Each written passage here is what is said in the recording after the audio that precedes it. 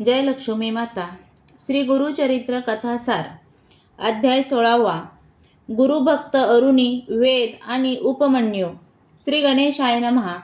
नामधारकांनी सिद्धांना विचारले, महाराज, सर्व शिष्य यात्रेला गेल्यावर वैजनाथ क्षेत्री श्री गुरु नरसिंह सरस्वती स्वामी बरोबर कोण राहिले? पुढे काय घडले?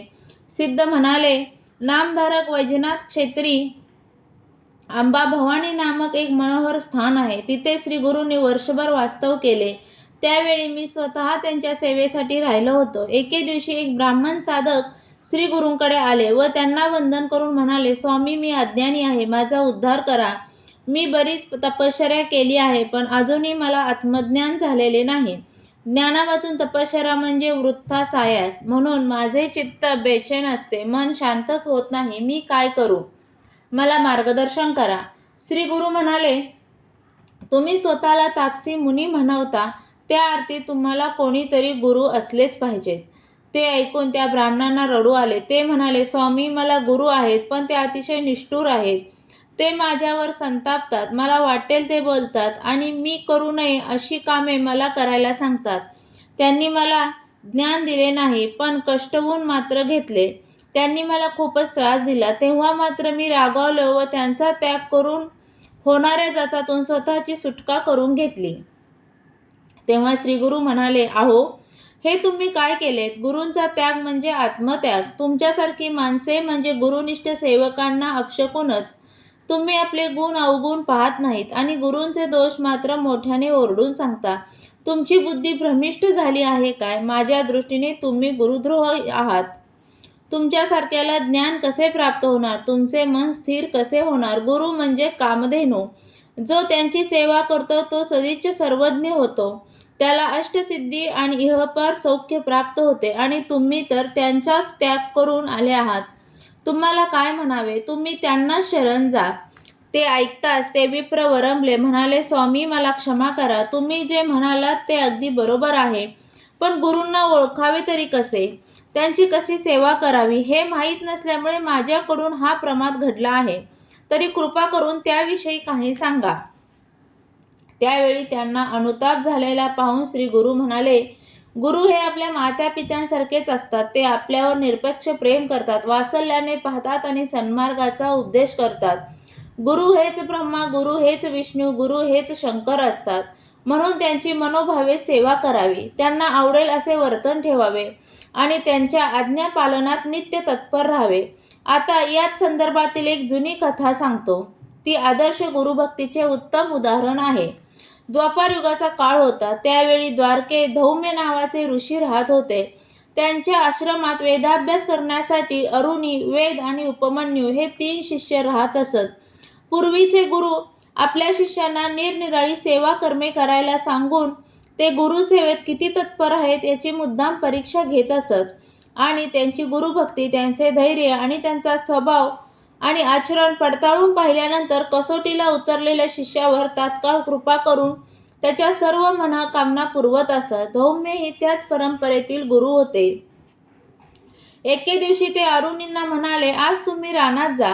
तळ्याच्या वरच्या अंगाला आपले जे शेत आहे त्यात साळी पेरली आहे. त्या शेताला पाणी देऊन या. त्यांच्या आज्ञेनुसार ते शेतावर गेले. त्यांनी त्याचे अवलोकन केले. ते तळ्यापेक्षा उंचावर होते. जवळच एक कालवा वाहत होता. त्याचा प्रवाह अतिवेगाने तळ्यात जाऊन पडत होता. आता एवढ्या मोठ्या शेताला पाणी द्यायचे तर बंधाऱ्याने कालवाचा प्रवाह अडवणे आवश्यक होते. त्यायोगे पाण्याची पातळी वाढून त्या कालव्याचे पाणी शेतामध्ये सहज जाणार होते. त्यांनी योग्य जागा निवडली आणि लहान मोठ्या शिळा आणून प्रवाहामध्ये बंधारा घालण्याचा प्रयत्न करू लागले. पण पाण्याच्या वेगापुढे तो टिकेना. त्यांनी टाकलेले सर्व दगडधोंडे वाहून गेले. तेव्हा काही केल्या प्रयत्नांना यश येत नाही म्हणून त्यांना खूप वाईट वाटले. शेवटी प्राण गेले तरी चालतील, पण शेताला पाणी द्यायचेच असा दृढ निश्चय करून ते बंधाऱ्याचा जो भाग प्रवाहापुढे टिकत नव्हता तिथे स्वतःच आडवे झोपले. या प्रयत्नाला यश आले. प्रवाह अडला आणि पाण्याची पातळी वाढून ते धौम्यांच्या शेतात पसरू लागले. सायंकाळ झाली तरी अरुणी असेच झोपून होते. रात्र झाली ते परतले नाही. तेव्हा मात्र धौम्यांना चिंता वाटू लागली. ते मशाली घेऊन अन्य शिष्यांसह शेतावर गेले. त्या शेताला भरपूर पाणी मिळालेले आहे हे पाहून त्यांना मोठे समाधान वाटले. पण अरुणी दिसले नाहीत, म्हणून ते त्यांना हाका मारू लागले. ते ऐकून ते त्यांच्या देखतच प्रवाहातून बाहेर आले. ते थंडीने पुरते गारठून गेले होते. त्यांच्या सर्व अंगावर शहारे आले होते, पण मुखावर कर्तव्यपूर्तीचे समाधान विलसत होते. धोम्यांनी विचारले, अरुणी, तुम्ही यावेळी पाण्यामध्ये काय करत होता? त्यांनी घडलेला सर्व प्रकार त्यांना सांगितला. तेव्हा त्यांची गुरुभक्ती पाहून त्यांचे अंतःकरण भरून आले. बाळ, तुम्ही धन्य आहात, असे म्हणून त्यांनी त्यांना वात्सल्याने जवळ घेतले. आपला वरदहस्त त्यांच्या मस्तकी ठेवला व म्हणाले, तुम्हाला सर्व विद्या अवगत होतील. त्यांच्या आशीर्वादाने ते तात्काळ महाज्ञानी झाले. धोम्यांनी त्यांना आश्रमात नेले. त्यांना स्वहस्ते स्नान घातले, जीव खाऊ घातले. दुसऱ्या दिवशी ते त्यांना म्हणाले, अरुणी, तुमचा विद्याभ्यास पूर्ण झाला आहे. सेवेच्या रूपाने तुम्ही गुरुदक्षिणाही दिली आहे. आता घरी जा आणि विवाह करून सुखाने संसार करा. त्यांचा निरोप घेऊन ते स्वगृही परतले. अरुणी निघून गेल्यावर धौम्य ऋषींनी आपल्या दुसऱ्या शिष्यांची वेदांची परीक्षा पाहावयाचे ठरवले. तेही त्यांची सर्व प्रकारे सेवा करत असत. एके दिवशी धौम्य त्यांना म्हणाले, आता तुम्ही शेतावरच राहा. पिकाची नीट राखण करा. गुरु आज्ञेला अनुसरून ते रानात राहून साळीच्या पिकाची अहोरात्र देखभाल करू लागले. पीक तयार झाल्यावर कापणी व झोडपणी करून त्यांनी खळ्यामध्ये धान्याची रास तयार केली. दिवसभराचे काम संपवून रात्रीच्या वेळी ते गुरूंच्या आश्रमात आले व म्हणाले, पीक हाती आले आहे, आता काय करू? धौम्यांनी त्यांना रेडा जुंपलेला एक गाडा दिला व म्हणाले, आता धान्य घेऊन या. वेद पुन्हा शेतावर गेले. गाड्यात 2 खळी साळी भरली आणि माघारी वळले. त्या रेड्याला गाडा ओढवेना. काय करावे त्यांना मोठा प्रश्न पडला. मग त्यांनी जोखडात मान अडकवली आणि रेड्यासह तेही गाडा ओढू लागले. गाडा ओढताना त्यांना खूप त्रास होत होता, पण त्यांना त्याची पर्वा नव्हती. मार्गाने चालताना रेडा चिखलात रुतला. काही केल्या तो बाहेर येईना. शेवटी त्यांनी त्याला सोडले आणि शर्तीचे प्रयत्न करून गाडा बाहेर काढला. मग रेड्याच्या गळ्यातील जोखड स्वतःच्या गळ्याभोवती बांधले आणि खांद्याचा आधार देऊन गाडा ओढू लागले. तो गाडा एवढा जड होता की ओढताना दोर आवळला जाऊन त्यांच्या गळ्याला अक्षरशः फास लागला.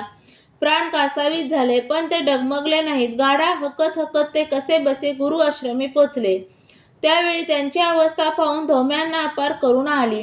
त्यांनी धावत जाऊन त्यांना सोडवले. स्वहस्ते त्यांचा घाम पुसला व त्यांना आलिंगन देऊन म्हणाले, बाळ, तुमची गुरुभक्ती पाहून मी प्रसन्न झालो आहे. तुम्ही वेदशास्त्र संपन्न व्हाल. त्या अमोघ वरदानाने वेद क्षणार्धात महाज्ञानी झाले. धौम्यांनी त्यांना कल्याणपर आशीर्वादासह निरोप दिला. उपमन्यू हे धौम्यांचे तिसरे शिष्य. तेही गुरूंची मनोभावे सेवा शुश्रूषा करायचे, पण त्यांना आहार जास्त लागायचा. अति आहार हाही एक दोषच आहे. त्यामुळे बुद्धीला जडत्व आल्यामुळे त्यांची विद्याभ्यासात प्रगती होत नव्हती.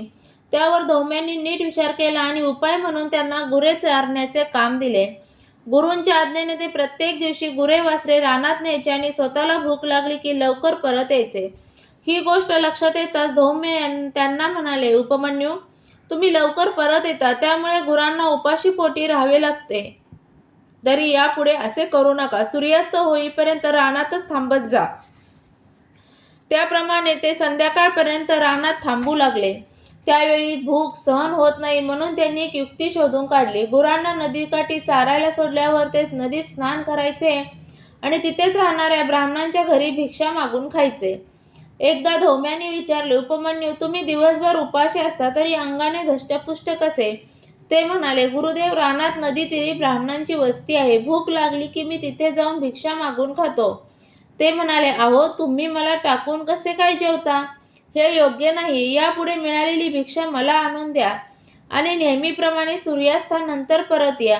त्याप्रमाणे ते मिळालेली भिक्षा आश्रमात आणून देऊ लागले. त्या भिक्षेचा अगदी थोडासा भाग गुरुदेव त्यांना देत असत, पण त्यामुळे त्यांचे पोट भरत नसे. त्यावर उपाय म्हणून ते दुसऱ्यांदा भिक्षा मागून खाऊ लागले. असे काही दिवस गेले. धौम्यांनी परत विचारले, उपमन्यू, तुम्ही दिवसेंदिवस स्थूल होत चालला आहात, याचे कारण काय? ते म्हणाले, गुरुजी, एक भिक्षा तुम्हाला आणून दिल्यावर मी पुन्हा भिक्षा मागतो. ते ऐकून त्यांना राग आला. ते म्हणाले, यामुळे तुम्ही दोन्ही भिक्षा घरी आणून द्या. त्याप्रमाणे ते दोन्ही वेळच्या भिक्षा आश्रमात आणून देऊ लागले. भूक भागवण्यासाठी मार्ग काढायचा. श्री गुरूंनी विचारलेल्या प्रश्नांची खरी उत्तरे द्यायची आणि त्यांच्या आज्ञेचे कधी उल्लंघन करायचे नाही, असा होता त्यांचा भोळेपणा आणि प्रामाणिक स्वभाव. आता दोन्ही वेळच्या भिक्षा गुरूंना दिल्यावर उपमन्यूपुढे काही पर्यायच उरला नाही. तेव्हा वासरे गायींचे दूध पिताना आचळातून जो अतिरिक्त पाहणा व्हायचा ते दूध ते ओंजळीने प्राशन करू लागले. त्यामुळे ते अधिकच धष्टपुष्ट झाले. ही गोष्ट गुरूंना कळताच ते म्हणाले, अहो उष्टे खाऊ नये, त्याने दोष लागतो, बुद्धिभ्रष्ट होते, त्यामुळे यापुढे असे करू नका. तेही त्यांनी ऐकले. मग त्यांची खरोखरच उपासमार होऊ लागली. त्यामुळे भुकेने त्यांचा जीव कासावीस व्हायचा. सायंकाळी आश्रमात परतल्यावर त्यांच्या अंगात जराही त्राण उरत नसे. एकदा त्यांनी रुईच्या झाडातून ओघळणारा चीक पाहिला. तो चीक त्यांना दुधासारखा वाटला. हे उष्टे दूध नाही असा विचार करून त्यांनी पानांच्या द्रोणातून चीक भरून घेतला. त्या गडबडीत थोडासा चीक त्यांच्या डोळ्यात गेला. त्यामुळे त्यांची दृष्टीच गेली. त्यांना समोरचे काहीच दिसेना. तेव्हा आता गुरांना घरी कसे न्यायचे असा प्रश्न पडला. ते रानामध्ये चाचपडत हिंडू लागले. चालता चालता एका आडात पडले. त्यातून बाहेर येणे शक्य नव्हते. त्यावेळी भुकेने माझा घात केला. आता गुरे वासरे भटकतील, हरवतील. मग गुरूंनी विचारले तर काय उत्तर द्यायचे अशी चिंता करू लागले व रडू लागले. सूर्यास्त झाला. काळोख पसरू लागला तरी उपमन्यू परतले नाही. धौम्य ऋषींना काळजी वाटू लागली म्हणून त्यांना शोधण्यासाठी ते रानात गेले. तिथे त्यांची गायी वासरे एकत्र उभा असलेली दिसली, पण शिष्याचा कुठेही पत्ता नव्हता. ते त्यांना हाका मारू लागले. त्यांची हाक ऐकताच उपमन्यूंना हायसे वाटले. त्यांनी प्रतिसाद देताच धौम्य त्यांच्यापाशी गेले. त्यांनी तुम्ही आडात कसे पडलात असे विचारले असता उपमन्यूंनी जे घडले ते सांगितले. तेव्हा धौम्यांनी त्यांना अश्विनी कुमारांचे स्मरण करण्यास सांगितले. त्याप्रमाणे त्यांनी रडत रडत अश्विनी कुमारांचा धावा केला. त्यामुळे ते प्रसन्न झाले. त्यांच्या कृपेने त्यांना दृष्टी आली आणि ते आडातून बाहेर आले आणि गुरुदेवांना आपली किती चिंता आहे हे जाणून अनन्य भावाने त्यांच्या चरणी नतमस्तक झाले. त्यावेळी त्यांचा भक्तिभाव पाहून धौम्य परम संतुष्ट झाले. त्यांनी त्यांना पोटाशी धरले आणि आपला वरदहस्त त्यांच्या मस्तकी ठेवला. त्यांच्या कृपाप्रसादाने त्यांना क्षणार्धात सर्व वेदशास्त्रे अवगत झाली. धौम्यांनी त्यांच्या घरी जाण्याची आज्ञा केली. निरोप देता ते म्हणाले, उपमन्यू तुम्ही विवाह करून सुखाने प्रपंच करा. तुमची खूप कीर्ती होईल. अनेक शिष्य होतील. त्यातील उत्तंक नामक शिष्य शेषांना जिंकून त्यांची कुंडले तुम्हाला गुरुदक्षिणा म्हणून देतील आणि जन्मजय राजांना सर्पसत्र करायला सांगून तक्षकांना इंद्रासहित शरण आणतील. त्या आशीर्वादाने उपमन्यू धन्य झाले. धौम्य शिष्यांच्या कथा सांगून श्री गुरु व तापसी ब्राह्मणांना म्हणाले, एकनिष्ठ गुरुभक्तांच्या निस्सीम गुरुसेवेची अशी कितीतरी आदर्श उदाहरणे आहेत. गुरुकृपेचे सामर्थ्य फार मोठे आहे. विनम्र भाव आणि पराकोटीची श्रद्धा असणाऱ्यांना गुरुकृपेची लवकरच प्रचिती येते. अशा गुरुदेवांची निंदा करणे यासारखे महापाप नाही. तो दुरात्मा शेवटी नरकातच पडणार. म्हणून माझे तुम्हाला एवढे सांगणे आहे की तुम्ही आपल्या गुरूंकडे परत जा. तेच तुम्हाला तारून नेतील. त्यांच्या प्रसन्नतेने तुम्हाला सर्व विद्या आत्मसात होतील.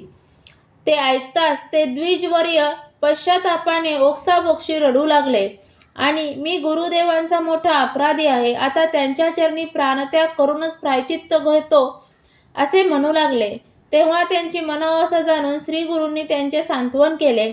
म्हणाले, आता चिंता करू नका. तुम्हाला कृतकर्माचा पश्चाताप झाला यातच सर्व आले. त्यायोगे तुमचे सर्व पाप व दोष जळून गेले आहेत. तेव्हा त्या ब्राह्मणांनी त्यांचे पाय धरले आणि स्वामी महाराज, तुम्ही माझे डोळे उघडलेत, मला बुडत असताना वाचवलेत, हे तुमचे उपकार मी कधीही विसरू शकत नाही असे म्हणून श्री गुरूंची अपार स्तुती केली. तसेच मला तारा, माझा उद्धार करा अशी करूनही भाकली. तेव्हा त्यांच्या अंतःकरणातील भाव जाणलेल्या श्री गुरूंनी आपला वरदहस्त त्यांच्या मस्तकी ठेवला आणि कृपादृष्टी टाकून त्यांना सज्ञान केले. गुरुकृपेने त्या विप्रवर्यांना वेदशास्त्रे व मंत्रशास्त्रे अवगत झाली. ते धन्य झाले. त्यांचा आनंद गगनात मावेना. श्री गुरूंच्या आज्ञेने ते आपल्या गुरुपांशी गेले. त्यांची क्षमा मागितली आणि निर्मळ भावाने त्यांची सेवा करू लागले. सिद्ध म्हणाले, नामधारक, त्यानंतर श्री गुरूंनी कृष्णा नदीच्या पश्चिम तीरावर असलेल्या भिल्लवडी ग्रामी वास्तव केले. तिथे त्यांची खूप कीर्ती झाली. ती कथा पुढे सांगतो. अध्याय 16वा समाप्त.